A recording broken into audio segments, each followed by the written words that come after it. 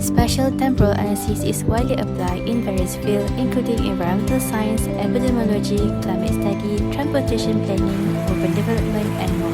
It allows researchers to explore the complex interaction between spatial and temporal factors, providing valuable insight into patterns, trends, and relationships that might not fully influence through traditional spatial or temporal analysis. Before we go further, here with me, I am BINTI want to know more about spatial temporal analysis in GIS. In GIS application, spatial temporal data refer to information that is not spatially different but also temporal component, meaning it's vary over time. Spatial temporal data combine both spatial and temporal attributes, providing a more comprehensive understanding of how geographic phenomena change and evolve over different time intervals. However, spatial temporal urban rainfall and stream mapping is a crucial aspect of sustainable urbanization in Malaysia. As an equatorial country with a tropical climate, Malaysia experiences heavy rainfall and is prone to extreme weather events, including intense storm, flash flood, and landslide. As urbanization accelerates, the improvised surface such as concrete city increase, leading to altered rainfall pattern and higher risk of urban flooding.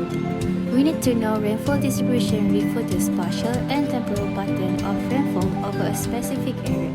It is described how rainfall is distributed across different locations within a region and how it varies over time. Rainfall distribution is a critical aspect of climatology, hydrology, and environmental science as it significantly impacts various natural processes, human activity, and ecosystem. It is typically represented using rainfall map that display the amount of rainfall received at various locations. Spatial distribution can vary significantly even within a relatively small area due to the factors such as topography, proximity to water bodies, and prevailing weather system. Therefore, the relationship between rainfall distribution and urbanization is crucial for understanding and managing the impact of urban development on local hydrology and the environment. Urbanization, which involves the transformation of rural area into urban center, which increase improvised surface, can significantly alter the natural hydrological cycle and influence rainfall distribution. This is important to know what is the effect that systematic urbanization. It is because of the altered surface runoff, urban heat island effect, modification of natural drainage network, increases of flooding risk, urban expansion into floodplain, air pollution, and more. Hello and Assalamualaikum. My name is Siti ZAHIRA NASRIN binti Abdul RAHMAN. Student ID 2022758431 will be continuing our documentary video. GIS is a computer program that collects, stores, verifies, and presents information about locations on the surface of the Earth. GIS can display a wide range of data types on a single map. People are better able to recognize, evaluate, and comprehend patterns and relationships as a result. People maybe use GIS technology to compare the locations of various objects to determine how they connect to one another. The method of interpolation is used to forecast cell value for locations without sample points. When the set of points is dense enough to capture the degree of local surface variation required for surface, the inverse distance weighted IDW approach should be applied. IDW is a simple and widely used spatial interpolation method that can be extended to incorporate the temporal dimension for spatio-temporal data analysis, including urban rainfall mapping. Using a linearly weighted combination set of sample points, IDW calculates cell values. The weight assigned depends on how far an output cell location is from the starting point. The effect of the cell on the output value decreases as the distance increases. In this study, Figure 1 demonstrates the use of Batu Pahat rainfall data, a district map, and GPS coordinates for rainfall stations. The data on rainfall were analyzed spatially and temporally. GPS was used to map the locations of rainfall stations and plot their yearly rainfall totals for spatial analysis. The IDW interpolation technique in GIS was employed to create isoyet maps representing yearly rainfall for each year, showing rainfall patterns and changes over time.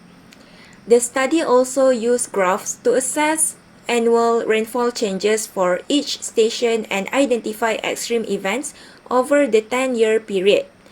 The approach allowed for determining the highest recorded rainfall and its causes and impacts. It could also calculate the average annual rainfall for the past 10 years and recognize extreme events that occurred during that time. The study analyzed the pattern of rainfall from December 2006 to February 2007 using cumulative monthly rainfall data.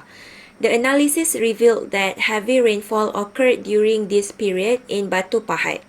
Using GIS, the study found that almost all areas in Batu Pahat received rainfall exceeding 1,000 mm within the 3 months, making it the highest rainfall in Peninsular Malaysia.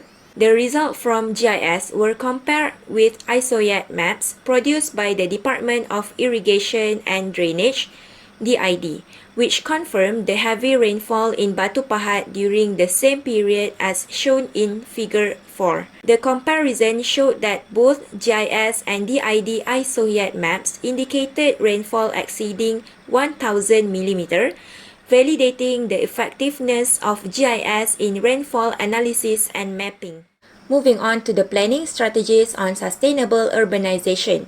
There are several integrating flood risk management strategies that can be proposed. First, spatial land use planning utilize the spatio-temporal rainfall extreme maps to identify high flood risk areas and avoid locating critical infrastructure, residential developments, and sensitive facilities in those zones. Plan for low-intensity land uses in flood-prone areas such as parks, green spaces, and water retention areas. Next, floodplain preservation and restoration. Incorporate the flood risk information into urban planning decisions to protect and restore natural floodplains and wetlands. These natural features can act as buffers during extreme rainfall events, reducing the impact of flooding on urban areas. Moreover, climate resilient infrastructure design. Use the spatio-temporal rainfall extremes data to design climate resilient infrastructure that can withstand extreme weather conditions, including heavy rainfall and flooding. Implement flood-resistant building materials and elevated infrastructure where necessary. Furthermore, nature-based solutions. Explore nature-based solutions such as urban forests and green roofs to enhance urban resilience to extreme rainfall events. This solution can absorb rainwater, improve drainage, and mitigate the impacts of flooding. In addition, community awareness and preparedness. Spatio-temporal rainfall extreme mapping results can be used to raise public awareness about flood risk and promote community preparedness. Develop flood response plans and conduct regular drills to ensure residents know how to respond during extreme rainfall events. Next, regulation and enforcement. Develop and enforce regulation that restrict construction in high flood risk areas identified through the spatio-temporal mapping.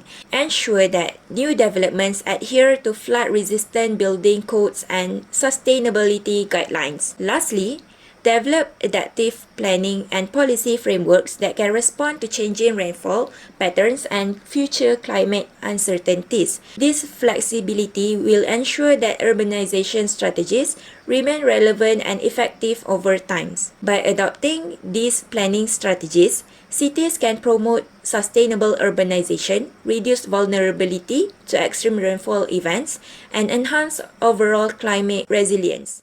Assalamualaikum warahmatullahi wabarakatuh. My name is Muhammad FARAH Imran bin Abdul and I'm going to explain about rainfall distribution in urban areas.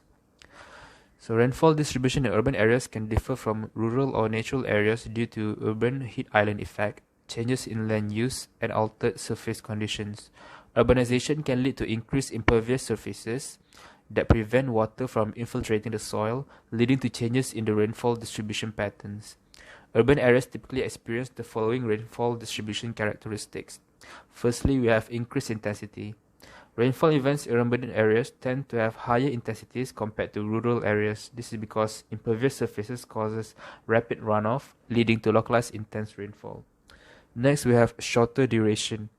Urban areas often experience shorter but more intense rainfalls. The reduced infiltration capacity and increased runoff result in quicker drainage of rainwater. Thirdly, we have temporal variability. Urban rainfall distribution can show temporal variability due to human activities and local weather conditions. And fourth, we have urban heat island effect, which I have noted earlier. Urban areas tend to be warmer than surrounding rural areas due to human activities, buildings, and infrastructure. This can influence local weather patterns and contribute to localized convective rainfall. And finally, we have stormwater management. In urban areas, stormwater management systems such as storm drains and retention ponds can affect how rainfall is distributed and collected. It is important to note that rainfall distribution can vary widely from one urban area to another based on factors like geographical location, urban density, building height, green spaces, and local weather patterns. So this is the rainfall trends annually in Batu Pahat district. As you can see here in the first graph, it shows the rainfall volume in Batu Pahat district from 2004 until 2013, which is divided into several colors, which shows several locations in Batu Pahat. The pattern of rainfall is almost similar in every year except for in Ladang Seri Gading, which is in green color, which shows higher rainfall patterns than other locations. This location peaks at 2007 and 2009, which shows the rainfall volume is higher than 4,000. In the next two images, we can see the distribution patterns of rainfall in Batu Pahat from 2004 until 2013, which also peaked in 2006 and 2007, which is in dark blue color, which is more than 3,500 milliliter. There are several floodings occurs during those 2 years, which is caused by the amount of northeast wind that brings excess water and encourage extraordinary monsoon rains when the monsoon came across the peninsular Malaysia. The impact of heavy rains have proved that Johor was hit by severe floodings from 19 to 31st December of 2006 and on 12th to 17th of January 2007, involving 8 districts including Johor Bahru, Kota Tinggi, Batu Pahat, Muar, Segamat, Kluang, Pontian and Mersing. These phenomena of extraordinary heavy rains have caused severe damages to all 8 districts due to extreme flood. So these are the rainfall distribution in Batu Pahat district. In summary, rainfall distribution provides valuable information about how rainfall is distributed across space and time, influencing various natural processes and human activity. By understanding this pattern is essential for managing water resources, mitigation the impact of flood, and planning for climate resilient development. Spatial temporal data in GIS can be represented using various data models and formats, depending on the specific application and the GIS software being used. An example of spatial temporal data format includes space-time cube, time-enabled features class, and spatial temporal databases. By incorporating the temporal dimension into GIS analysis, spatial temporal application provide a more holistic understanding of complex geographical processes and enable better informed decision making into a wide range of fields. So that's all for us. Thank you.